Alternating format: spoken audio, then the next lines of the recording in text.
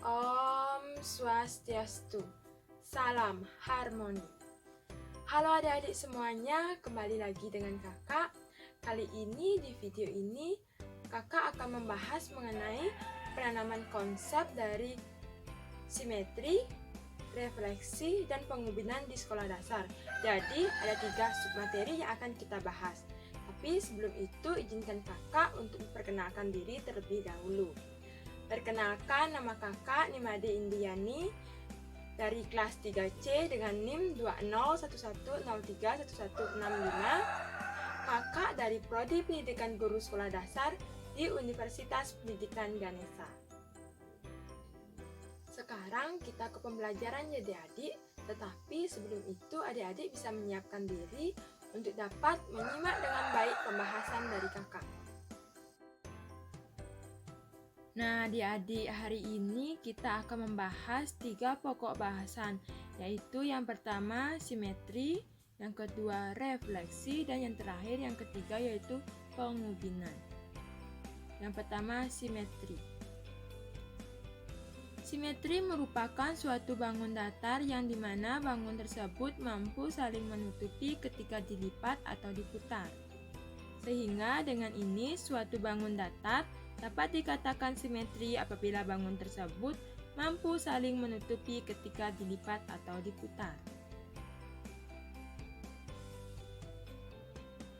Simetri sendiri memiliki 2 jenis, yaitu simetri lipat dan simetri putar.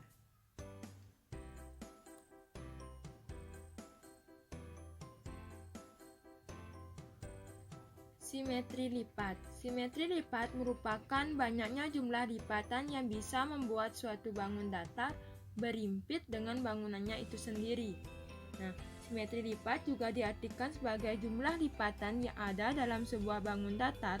Ketika bangun tersebut dilipat, maka dapat menghasilkan 2 bagian lipatan dengan ukuran yang sama besar atau simetris. Dalam ilmu matematika, simetri lipat bisa juga disebut sebagai simetri sumbu.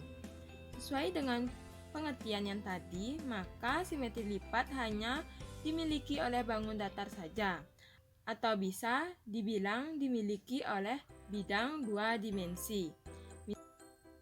Misalnya seperti persegi, persegi panjang, segitiga, belah ketupat, dan lain-lain.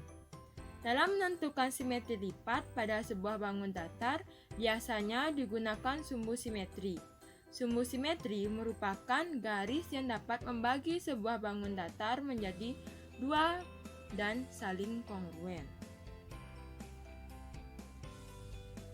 Ini merupakan contoh simetri lipat dari belah ketupat.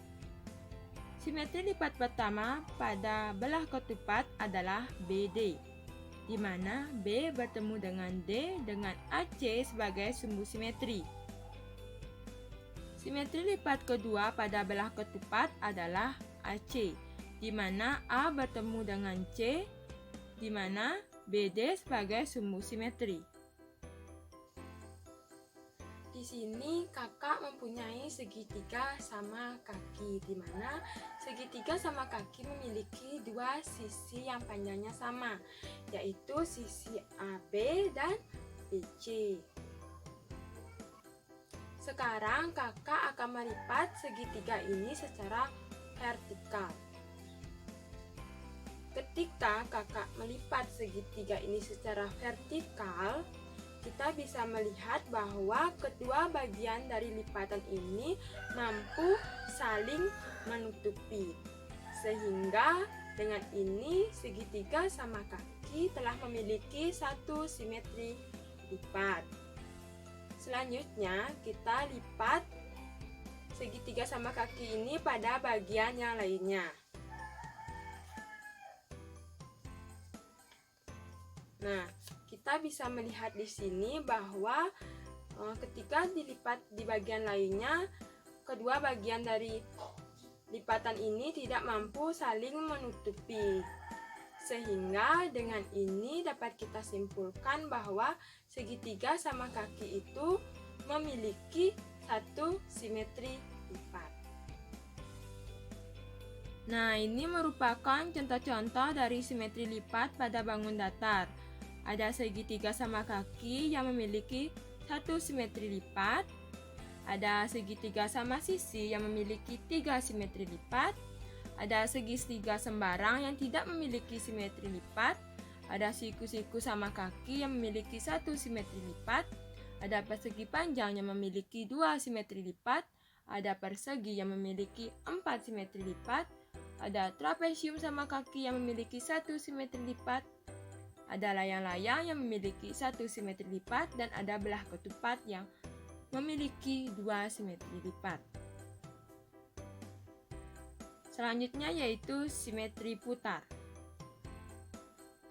Simetri putar merupakan jumlah putaran yang bisa dilakukan pada suatu bangun datar, yang mana hasil putarannya akan membentuk pola yang sama sebelum diputar, tapi tidak kembali ke letak semula. Dalam menentukan simetri putar pada bangun datar dapat kita peroleh dengan cara putar bangun datar tersebut dengan pusat tertentu sampai ia menepati bentuk seperti posisi semula atau menepati bingkai yang sama. Perputaran bisa searah jarum jam, bisa juga berlawanan arah jarum jam. Banyaknya simetri putar yang dimiliki bangun datar adalah ada berapa banyak bangun datar tersebut menempati bentuk seperti posisi semula dalam satu kali putaran penuh yaitu 360 derajat. Jika bangun datar tersebut hanya menempati posisi semula dalam satu kali putaran saja, yaitu setelah diputar 360 derajat, maka kita anggap bangun datar tersebut tidak memiliki simetri putar.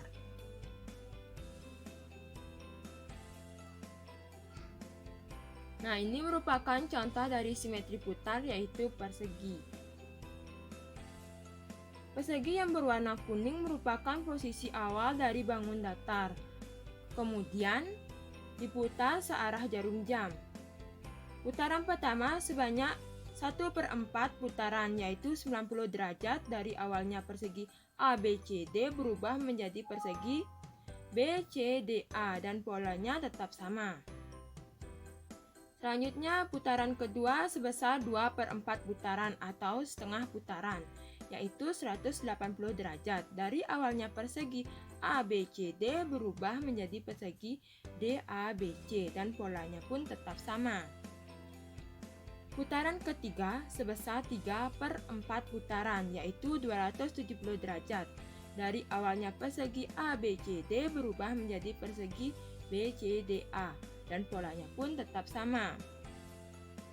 Putaran yang keempat sebesar 1 putaran yaitu 360 derajat. Dari awalnya persegi ABCD kembali menjadi persegi ABCD dan polanya tetap sama. Dari satu putaran ini kita dapat melihat bahwa persegi memiliki 4 simetri putar. Contoh simetri putar lainnya yaitu yang pertama ada segitiga sama sisi yang memiliki 3 simetri putar, ada persegi panjang yang memiliki 2 simetri putar, ada persegi yang memiliki 4 simetri putar, dan ada belah ketupat yang memiliki 2 simetri putar.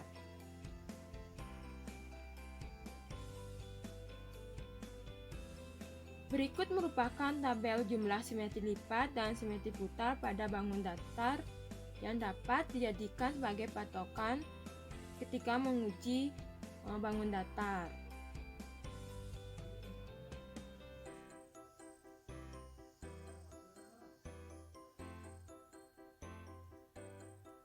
Yang kedua, kita akan mempelajari mengenai refleksi. Kakak ingin bertanya, apakah adik-adik pernah bercermin? Tentu saja kalian pernah bercermin, bukan? Nah, ketika bercermin, pasti kalian dapat melihat bayangan wajah atau tubuh kalian pada cermin tersebut. Namun, apabila kalian perhatikan, bayangan yang ada di cermin posisinya terbalik. Tangan kanan kalian akan tampak menjadi tangan kiri di cermin. Begitupun sebaliknya, tangan kiri kalian akan tampak seperti tangan kanan pada cermin tersebut. Mengapa bisa demikian? Ayo kita pelajari bersama adik-adik. Refleksi atau disebut juga pencerminan merupakan suatu transformasi yang memindahkan suatu titik pada suatu bidang dengan menggunakan sifat bayangan cermin dari titik-titik yang dipindahkan, sehingga bayangan tersebut akan sama dengan objek yang dicerminkan. Sifat-sifat refleksi. Yang pertama, objek dan bayangan akan selalu sama. Yang kedua, jarak setiap titik yang ada pada objek terhadap cermin sama persis dengan jarak setiap titik yang ada pada bayangan terhadap cermin. Yang ketiga, tinggi bayangan akan sama dengan tinggi objeknya. Yang keempat, garis yang menghubungkan tiap titik pada objek dengan titik yang ada pada bayangan akan selalu tegak lurus terhadap cermin. Nah, di sini kakak mempunyai contoh dari refleksi. Kakak memiliki bangun datar yaitu segitiga ABC yang akan kakak refleksi. Ketika kakak mencerminkan segitiga tersebut membentuk bayangan segitiga A aksen, B aksen, C aksen yang sama dari segi bentuk dan ukurannya. Di sini kita akan membuktikan sifat-sifat dari refleksi. Di sini kita bisa melihat bahwa objek dan bayangannya bentuk dan ukurannya sama, sehingga sifat yang pertama telah terpenuhi. Jarak setiap titik yang ada pada objek terhadap cermin sama persis dengan jarak setiap titik yang ada pada bayangan terhadap cermin, di mana jarak antara titik A dengan titik A aksen itu sama. Jarak antara titik B dengan titik B aksen itu sama, dan jarak antara titik C sama dengan titik C aksen, sehingga berarti sifat kedua dari refleksi telah terpenuhi. Di sini kita melihat bahwa tinggi objek sama dengan tinggi bayangan, sehingga sifat ketiga telah terpenuhi. Kita lihat bahwa garis yang menghubungkan tiap titik pada objek dengan titik yang ada pada bayangan terlihat tegak lurus terhadap cermin, sehingga telah memenuhi syarat keempat. Dengan ini dapat kita simpulkan bahwa objek bangun datar segitiga ABC mengalami refleksi.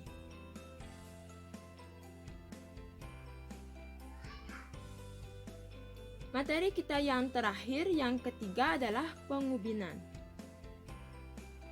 Pengubinan adalah penyusunan daerah-daerah segi banyak yang menutupi sebuah bidang secara komplit, yaitu tanpa penindihan ataupun celah.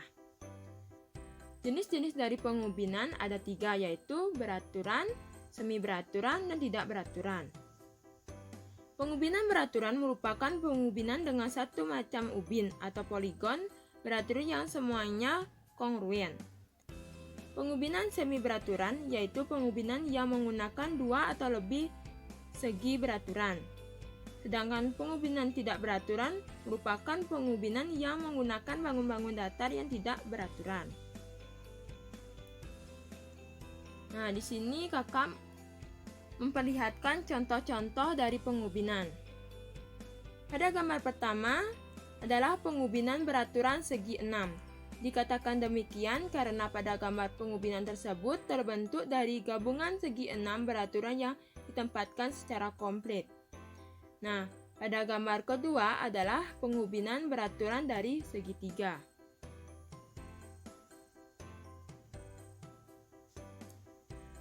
Di sini, pada gambar pertama merupakan pengubinan semi beraturan.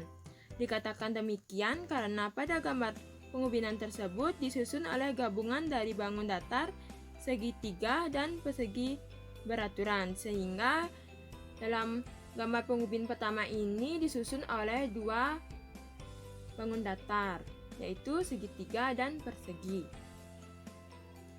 Pada gambar kedua dikatakan sebagai pengubinan tidak beraturan karena pada gambar tersebut pengubinan disusun oleh bangun datar yang tidak beraturan. Baik adik-adik, itulah pembahasan materi yang dapat kakak sampaikan. Semoga pembelajaran kita hari ini dapat membantu dan memberikan manfaat bagi adik-adik semuanya. Tetap semangat dan jaga kesehatan. Kakak tutup dengan Prama Santi. Om Santi Santi Santi Om. Salam harmoni.